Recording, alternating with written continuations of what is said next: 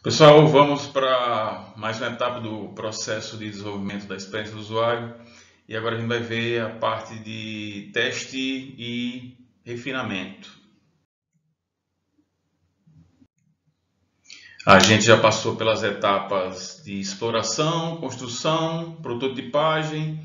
Feita a prototipagem, a gente pode aplicar um plano de avaliação e a verificação com as técnicas e métodos de avaliação de usabilidade e experiência do usuário. Seria um plano de avaliação. O plano de avaliação, a ideia é fornecer para a equipe de desenvolvimento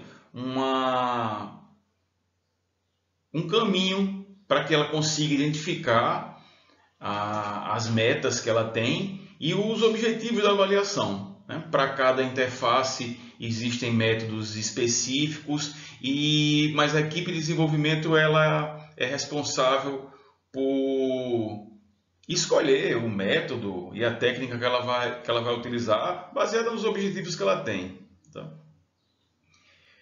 A seleção das técnicas ela é feita de forma conjunta com a equipe, ela não precisa ser nada imposto, não. E é interessante que essa escolha ela seja feita baseada exatamente em todos os dados que foram coletados até então. Para se fazer um plano de avaliação, é necessário que a gente tenha algumas etapas. A primeira etapa é a implementação, depois que a gente tem definida qual o método que a gente vai usar, a técnica que vai usar, é implementar essa avaliação. Por exemplo, se a gente tem uma avaliação do tipo checklist, a gente tem que entender quem vai realizar, de que forma vai realizar, como é que está formatado esse checklist e como é que vai ser feito essa avaliação. Então, a implementação da avaliação é importantíssima porque, assim, às vezes, ela requer estrutura e tecnologia específica. Tipo, eu vou usar uma câmera para filmar, eu vou usar uma sala específica, enfim. Então, a implementação é bem importante. Toda avaliação, ela necessariamente, ela precisa de um laudo final da avaliação. Esse laudo final é um relatório. Esse relatório contém a tarefa, quem foi o usuário, o problema encontrado, como esse problema se encontra e se ele é grave, se ele não é, se ele é cosmético, se ele é grave, se a tarefa é feita, se ela não é feita pelo problema e a sugestão dos designs de interface para o pessoal consertar. O avaliador, quando ele faz uma avaliação de usabilidade, ele procura problemas na interface que elas ocorrem durante a tentativa de realização de uma tarefa. E a avaliação ela se dá por meio de uma análise e interpretação de um conjunto de princípios. Se eu uso uma avaliação com um princípio de verificação da satisfação do usuário, minha métrica, a métrica que eu vou usar, ela vai dar uma resposta em relação a essa métrica que eu estou medindo. Basicamente, a gente tem duas frentes de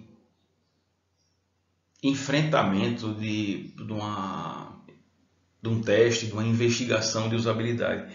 Existem as verificações, as avaliações de verificação e as avaliações de validação. Diferença de uma para outra, basicamente. Verificação é qualquer técnica, qualquer método que não utiliza um usuário real, fazendo uma simulação real de uma operação na interface. as técnicas que essas técnicas são geralmente utilizadas pelos desenvolvedores. Eu faço parte da equipe de desenvolvimento da experiência do usuário, tenho um protótipo e uso uma técnica lá para verificar se meu protótipo está dando certo. Como não tem um usuário real, isso a gente chama de técnica de verificação. Validação, a única pessoa que pode validar, carimbar que está correto, é o usuário, tá? Então, técnicas de validação são técnicas que o usuário ele participa efetivamente. Duas técnicas de verificação: checklist. Checklist nada mais é do que um documento e uma checagem. A interface tem isso? Sim, não. A interface possui tal coisa? Sim, não. E o avaliador vai clicando. Técnica heurística também é feita dessa maneira. Eu sigo algumas heurísticas que a gente vai ver, 10 heurísticas. Eu sigo uma heurística dessa, verifico se essa heurística tem na minha interface ou não. Se ela não tiver, se ela não possuir, eu coloco um grau de importância ali na interface. Das técnicas de validação, das técnicas que o usuário participa, eu tenho um ensaio de interação, que é interessantíssimo. Ensaio de interação, a gente monta um roteiro. Por exemplo, eu posso montar uma interface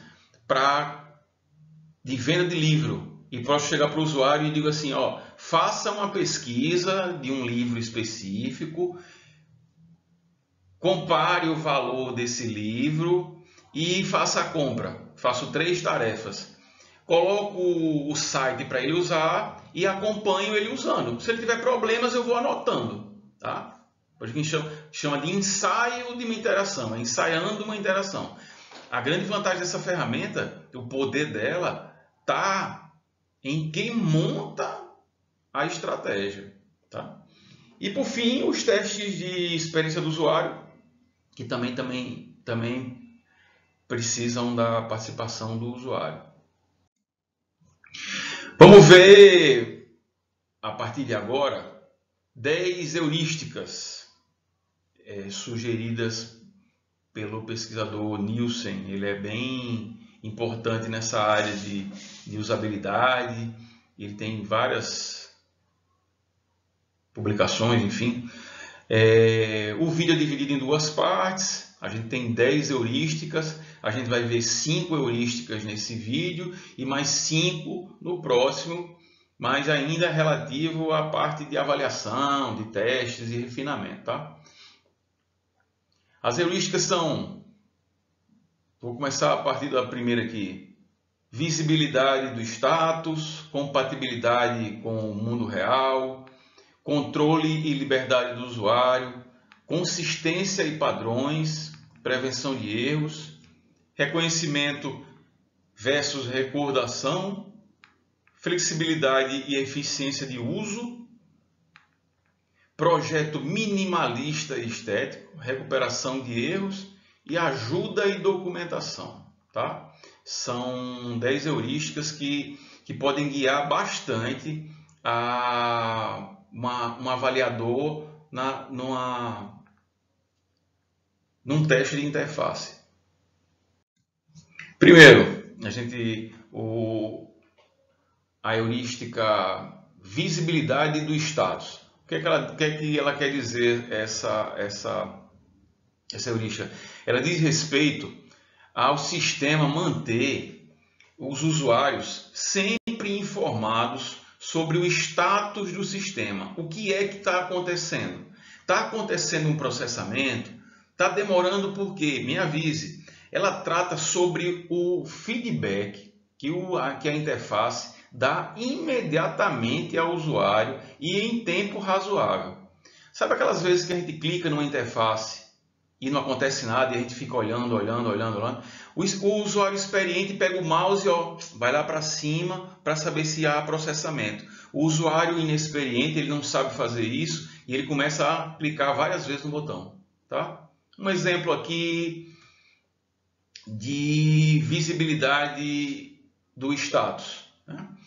Aqui tem um app de um celular. Essa barrinha aqui de cima, ela mostra a hora, mostra o sinal de Wi-Fi, como está, mostra o status da bateria atualmente.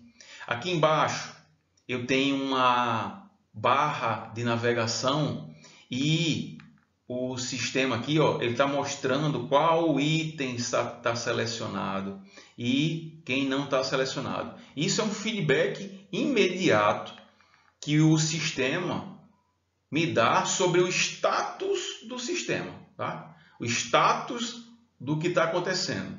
Isso aqui é um bom exemplo de usar essa heurística.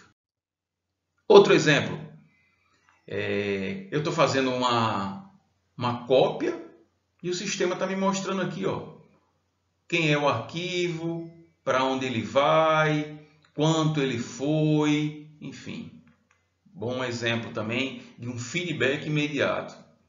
Outro feedback imediato, ó, no caso de uma compra, eu tenho aqui os itens que eu passei na minha cesta, identificação, entrega, formas de pagamento, e eu tenho exatamente em que parte eu estou. Ele está me dando um feedback imediato do processamento do sistema. Segundo item da heurística, compatibilidade com o mundo real. Qual a ideia? A ideia aqui, pessoal, é a gente usar uma metáfora, tentar usar metáforas que sejam o mais próximo do mundo real, as mais próximas do que o usuário está acostumado. O sistema ela deve usar também uma linguagem que o usuário conheça. Se o usuário que vai usar o seu sistema, a sua interface, não conhece aquela linguagem, e quem conhece é você, que é programador, então tenha cuidado com isso. Use palavras, frases, conceitos familiares. Não adianta usar uma contração de uma palavra que você conhece ou você criou e o usuário não conhece.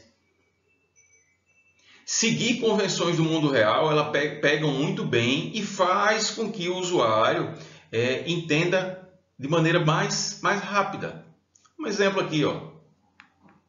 Metáfora da lixeira, metáfora da pasta de arquivo, metáfora de uma agenda, metáfora de uma bússola. Tá? Outro tipo de coisa que é muito utilizado e que é bacana, ó. Carrinho de compras, minha sacola, compre, adicionar, ok? Terceiro, controle e liberdade. Essa heurística diz o seguinte: o usuário, ele é o dono da interação.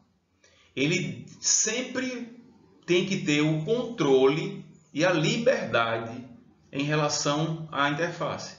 Ele não pode, um usuário, ele não pode de maneira nenhuma ser refém da interface. Entrei num processo, mas eu não posso cancelar. Não, eu tenho que ter liberdade. Eu tenho controle, eu tenho liberdade, tá? Geralmente, usuários, um usuário comum, ele escolhe funções por engano. Achou que era, não era, enfim, acionou um botão de forma involuntária ou por engano. É interessante que a interface ofereça saída de emergência. Essas saídas têm que estar bem definidas e mostrar o status que o sistema está. Essas informações têm que ser sucintas, rápidas e objetivas e não usar um diálogo longo para que o usuário fique mais confuso ainda. É interessante nesse aspecto se usar teclas de suporte do tipo desfazer, refazer. Isso é uma boa alternativa para cumprir com esse tipo de dado, de informação que a gente está querendo. Ela se manifesta na interface de maneira bem clara e objetiva, dando ao usuário a chance dele controlar. Todo sistema ele deve ter uma boa e clara saída de emergência, tá? Exemplos aqui de utilização dessa heurística, né? Tenho aqui nessa interface, ó, um botão desfazer. Eu tenho aqui um aplicativo de navegação que ele está informando a rota para o motorista, mas ele tem um botão aqui, ó, de saída. E aqui não está aparecendo, pessoal, mas aqui essa interface aqui, ela fornece uma opção para o cara recuperar um arquivo que foi deletado. Tá?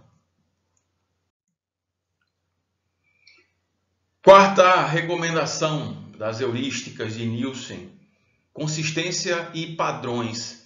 É importante que meu sistema, que meu site, que meu app, ele tenha consistência. O usuário, ele não pode achar que ele está num aplicativo, aí ele muda de tela, aí muda as cores, muda os formatos dos botões, muda as coisas, aí ele vai pensar, será que eu saí do aplicativo? Será que eu saí do site?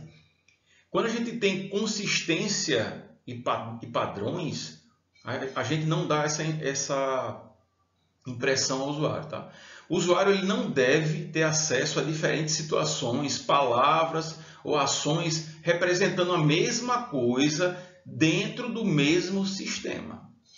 Tá? Usou um padrão de cor, uma paleta de cor, o sistema inteiro tem que ter. Usou um padrão de botões, aquele padrão de botões tem que se manter.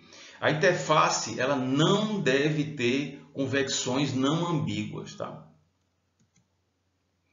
Um sistema compreensivo, ele não confunde o usuário, usando palavras, recursos visuais ou ações diferentes dentro do mesmo sistema e para os mesmos conceitos. Se você tem um botão OK numa tela lá que é azul com a palavra em branco, esse botão OK, todas as vezes que aparecer no seu sistema, tem que seguir as mesmas padrões, a mesma consistência o tempo inteiro. Exemplos aqui. Eu acho que vocês já se depararam com isso. A tela do WinZip, ela tem uma coisa bem interessante. Às vezes você entra, aí o botão de sair está aqui e o de aceitar está aqui, e às vezes ela muda. O aceitar está aqui e o sair está em segundo plano. Isso é falta de consistência, isso é falta de padrão. Tá? Quinta recomendação, ela diz respeito ao sistema, à interface, prevenir erros acidentais do usuário. Os erros, eles normalmente são a maior fonte de frustração de um usuário e ela reflete uma falta de cuidado das interfaces. Tá? Então é importante a gente tomar bastante cuidado com a prevenção de erros. Evite ao máximo entregar sistemas com erros, tá? Ou entregar coisas que não terminaram. Clico, não acontece nada. Clico, aí tem página em construção. Isso não é legal não, também. Um exemplo aqui, ó. Aqui eu tenho um aplicativo do iOS. Aí ele coloca uma mensagem do tipo assim: você tem certeza que você quer sair?